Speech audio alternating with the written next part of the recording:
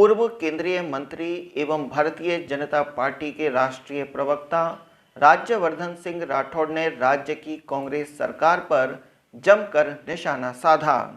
जनाक्रोश यात्रा के संबंध में भरतपुर आए पूर्व केंद्रीय मंत्री राठौड़ ने होटल लक्ष्मी विलास में आयोजित पत्रकार वार्ता में कहा कि मुख्यमंत्री अशोक गहलोत अपनी कुर्सी बचाने की जुगत में लगे हुए हैं और उसे बचाने के लिए उन्होंने राज्य में कुर्सी बचाओ स्कीम भी शुरू कर रखी है। भाजपा नेता ने कहा कि इस स्कीम के तहत मंत्रियों व विधायकों को मुख्यमंत्री ने लूट करने की खुली छूट दे रखी है और इस छूट के तहत इन मंत्रियों व विधायकों की पसंद के अधिकारी उनके इलाके में लगाए जाते हैं जो कि लूट में उनका साथ देते हैं। उन्होंने कहा कि पिछले 4 साल में राज्य सरकार के कार्य और उसकी हालत किसी से छुपी हुई नहीं है। जो जिम्मेदारी जनता ने सरकार को सौंपी थी उसे निभाने में राज्य की कांग्रेस सरकार पूरी तरह से विफल साबित हुई है। उन्होंने कहा कि पिछले 4 साल में राज्य की कांग्रेस सरकार की चाल बिगड़ी है, लेकिन चेहरा राजस्थान की जनता का बिगड़ा है। कांग्रेस नेता राहुल गांधी की भारत जोड़ो यात्रा पर कटाक्ष करते हुए भाजपा नेता राठौड़ ने कहा कि इस यात्रा के जरिए एक बार फिर से राहुल गांधी की इमेज बनाने का असफल प्रयास किया जा रहा है। पूर्व में भी कई बार इस तरह की एक्सरसाइज कांग्रेस कर चुकी है। उन्होंने कहा कि राहुल गांधी की उम्र मेरे बराबर की है, लेकिन मुझे इमेज बनाने की कोई ज़रूरत नहीं है, लेकिन राहुल गांधी की इमेज बनाने की कांग्रेस को बहुत ज़्यादा चिंता सता रही है। उन्होंने कहा कि राज्य की कांग्रेस सरकार गुंडे बदमाशों के सामने सरेंडर है और आपराधिक घटनाओं का ग्राफ राजस्थान में लगातार बढ़ रहा है, जिनमें भरतपुर भी अछूता नहीं है। उन्होंने कहा कि मुख्यमंत्री का चेहरा लगे होर्डिंग की सुरक्षा तो सरकार करती है, लेकिन राजस्थान की जनता की सुरक्षा करने में सरकार असफल साबित हुई है। उत्तर प्रदेश सरकार का हवाला देते हुए भाजपा नेता ने कहा कि उत्तर प्रदेश में बदमाश खुद जेल में बंद होने की गुहार लगा रहे हैं, तो वहीं राजस्थान में अपराधों का ग्राफ लगातार बढ़ता ही जा रहा है। भाजपा नेता राठौड़ ने राज्य सरकार पर आरोप लगाते हुए कहा कि केंद्र सरकार की योजनाओं को रोकने का काम भी राज्य सरकार कर रही है। भाजपा के जिला अध्यक्ष डॉक्टर शैलेश सिंह ने आगामी 3 दिसंबर को भरतपुर आने वाली जन आक्रोश यात्रा के संबंध में विस्तार से जानकारी दी। इस दौरान पूर्व केंद्रीय मंत्री राज्यवर्धन सिंह राठौड़ व अन्य भाजपा नेताओं ने जन आक्रोश यात्रा संबंधी पोस्टर का विमोचन किया। प्रेस कॉन्फ्रेंस में भाजपा सांसद रंजीता कोली, डांग विकास बोर्ड के पूर्व अध्यक्ष जवाहर सिंह बेडम, भाजपा नेता कुंवर दीपराज सिंह, जिला उपाध्यक्ष अभयवीर सिंह सोलंकी, गिरधारी गुप्ता, ब्रजेश अग्रवाल, उदय सिंह, पूर्व अध्यक्ष रविंद्र जैन, सत्येंद्र गोयल, भगवान दास शर्मा, प्रवक्ता नरेश सेन आदि मौजूद रहे।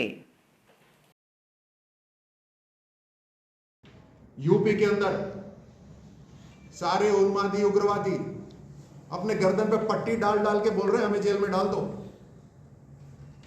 अगर उनके ऊपर केस भी शुरू हो जाता है ना, तो खुद वो याचिका डालते हैं कि हमें जेल में ही रहना है, हमें बेल नहीं चाहिए। लेकिन राजस्थान के अंदर आज 500 से ज्यादा रजिस्टर्ड गैंगस्टर हैं और ये सारे के सारे जहां यूपी हरियाणा में पिट रहे हैं वो वहां से भाग भाग के राजस्थान में आ रहे हैं संरक्षण के लिए। ऐसा क्यों हो रहा है कि राजस्थान के अंदर कन्हैया जैसे लोगों की गर्दन कट रही है और उन्मादी खुलेआम धमकी दे रहे हैं? कहीं ना कहीं कानून व्यवस्था कमजोर हो रही है। कहीं ना कहीं गृह मंत्री जो मुख्यमंत्री भी हैं, उनका पूरा फोकस अपनी कुर्सी की तरफ है। जनता संभाल लेगी अपने आप को, हमें तो अपनी कुर्सी बचानी है, ये उनके मन में चल रहा है। कुर्सी बची रहे बस। और कुर्सी बचाने के लिए आप ये भी जानते हैं कि एक कुर्सी बचाओ स्कीम शुरू करी गई है। उस कुर्सी बचाओ स्कीम के अंदर हर विधायक को, कांग्रेस के विधायक को, हर मंत्री को खुली छूट है। अब हर एक को तो मंत्री बना नहीं सकते, हर एक को किसी बोर्ड का चेयरमैन बना नहीं सकते। अब बोर्ड भी कितने नए बना लेंगे, तो उनको खुली छूट दे रखिए। आपका इलाका है, लूटो, कब्जा करो, जो करना है करो। प्रशासन में जो अधिकारी चाहिए बताइए, और ताकि वो आपके हिसाब से काम कर सके। जनता की सेवा के लिए अधिकारी आते हैं या इनकी लूट में मदद के लिए अधिकारी आते हैं?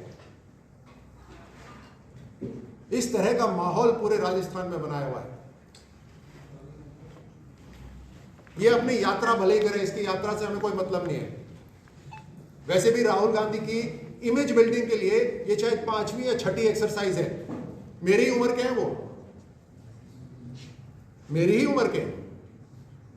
हमें अपनी इमेज बनाने की जरूरत नहीं पड़ती। हम जी जान से मेहनत करते हैं, देश सेवा में लगे रहते हैं, लेकिन इन्हें इमेज बनाने के लिए करोड़ों रुपए इस्तेमाल करने पड़ते हैं और बार बार इमेज बनानी पड़ती है। आज राजस्थान की सरकार की इनकी इमेज की चिंता हो रही है या राजस्थान की इमेज की चिंता होनी चाहिए? राजस्थान की जनता की चिंता होनी चाहिए। आज तो ऐसा महसूस होता है जैसे ये उग्रवादी, गुंडे, बदमाश, इन सब के सामने राजस्थान सरकार सरेंडर हो रखी है। ये जन इसीलिए निकाली जा रही है कि इनके सामने नहीं, ये सरकार जनता के सामने सरेंडर हो। महिलाओं को जो मान सम्मान मिलना चाहिए, उनको जो सुरक्षा मिलनी चाहिए, शाम को पढ़ने के लिए कहीं निकल सकें, तसल्ली से बिना किसी बेचैनी के घर वापस आ सकें, उसके लिए जनता में आक्रोश है आज राजस्थान की जनता में। उसी को आवाज दे रही है भारतीय जनता पार्टी। लगातार हमने राजस्थान सरकार को जगाने का काम करा है। इनकी आपसी फूट कलह के अंदर ये कभी त्याग पत्र दे देते हैं, फर्जी त्याग पत्र दे देते हैं, क्योंकि उसके ऊपर एक्शन तो कोई हो नहीं रहा। इनके स्पीकर महोदय, उनके पास भारतीय जनता पार्टी के जो लीडरशिप है राजस्थान की, वो गई, ये आपके त्याग पत्र दिए हुए, क्या एक्शन ले रहे हैं? वो स्पीकर महोदय तो खुद दिखाई देते हैं उस यात्रा के अंदर, जबकि संवैधानिक पोस्ट के ऊपर है। तो ऐसे स्पीकर क्या वहां पर निर्णय लेंगे?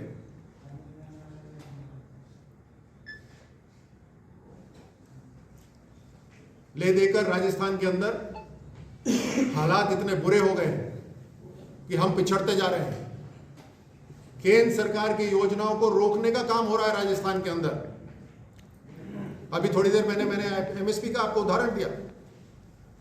पीने का पानी घर तक पहुंचे, एक शानदार संकल्प प्रधानमंत्री मोदी जी का, जिसके लिए 26,000 करोड़ रुपए केंद्र सरकार ने, मोदी सरकार ने राजस्थान को दे दिए। लेकिन 26,000 करोड़ में से मात्र 4,000 करोड़ ही राजस्थान सरकार खर्च कर पाई अभी तक। राजस्थान सरकार को चिंता इस बात की होती है कि टेंडर किसको मिलेगा। चिंता इस बात की नहीं होती कि पानी जल्दी से जल्दी पहुंचे। रद्द हो जाते हैं, एक साल टेंडर चलते हैं और फिर रद्द हो जाते हैं। फिर पता चलता है कीमतें में बदलाव आ गया। तो घर घर नल पहुंचाने की, नल से जल पहुंचाने की जो योजना है, उसमें राजस्थान पूरे राष्ट्र के अंदर सबसे आखिरी पायदान पर है। दुष्कर्म में नंबर 1, पानी पिलाने के लिए लास्ट। दलित अत्याचारों के अंदर टॉप 5, महिला सुरक्षा के अंदर लास्ट, युवाओं को रोजगार देने के लिए लास्ट। ये राजस्थान सरकार का हाल हो रखा है और इस वजह से हर ढाणी में, हर गांव के अंदर एक बेचैनी है कि हम जो मेहनत करते हैं उस मेहनत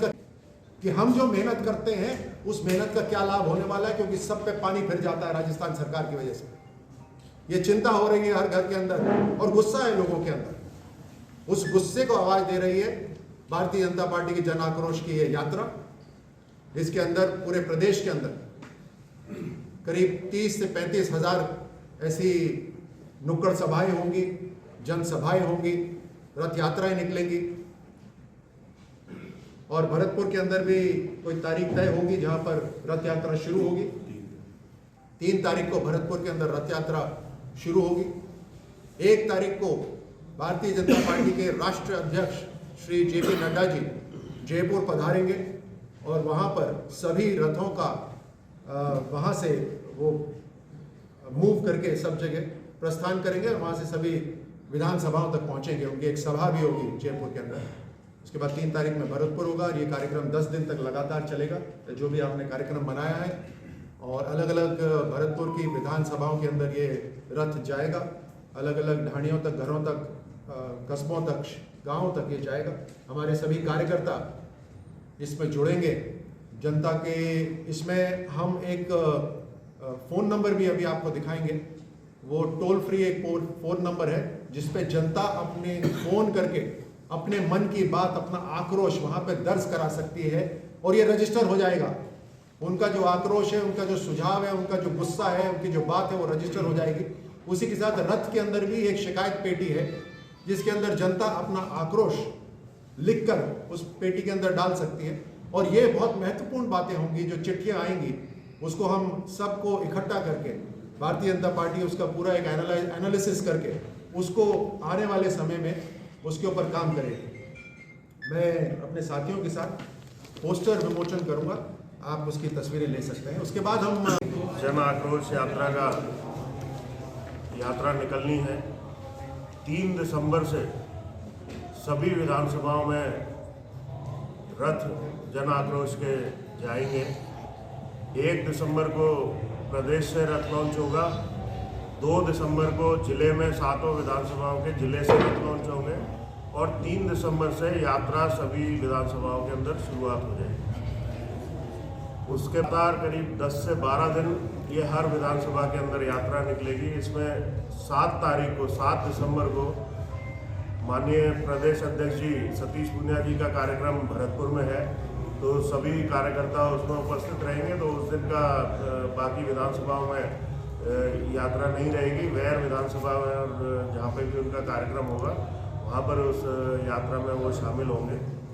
उसके बाद लगातार ये यात्रा चलेगी। उसे 13 से 14 दिसंबर तक इस यात्रा का समापन होगा और उसके बाद विधानसभाओं की 14 से 20 दिसंबर के बीच में हर विधानसभा की एक विशाल जनसभा आयोजित होगी, जिसमें 7 विधानसभाओं में सारे कार्यकर्ताओं ने बैठक सबकी संपन्न हो चुकी है।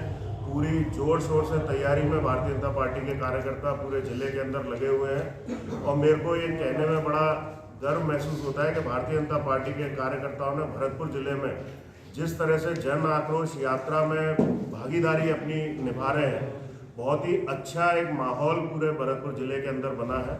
और निश्चित तौर पर ये मैं दावे के साथ कह सकता हूँ कि बहुत ही दमदारी के साथ ये यात्रा भरतपुर जिले में निकलेगी और सरकार के खिलाफ जो जनता त्रस्त है, जो सरकार की खामियों के, सरकार की बदहाली की वजह से जो जनता राजस्थान की त्रस्त है, भरतपुर जिले की त्रस्त है, उस जनता का जो मन का गुबार है, मन का गुस्सा है, उसको बाहर लाने का काम हम इस जन आक्रोश यात्रा के द्वारा करेंगे और निश्चित तौर पर राजस्थान की सरकार के पैर उखाड़ने के काम जन आक्रोश यात्रा करेगी।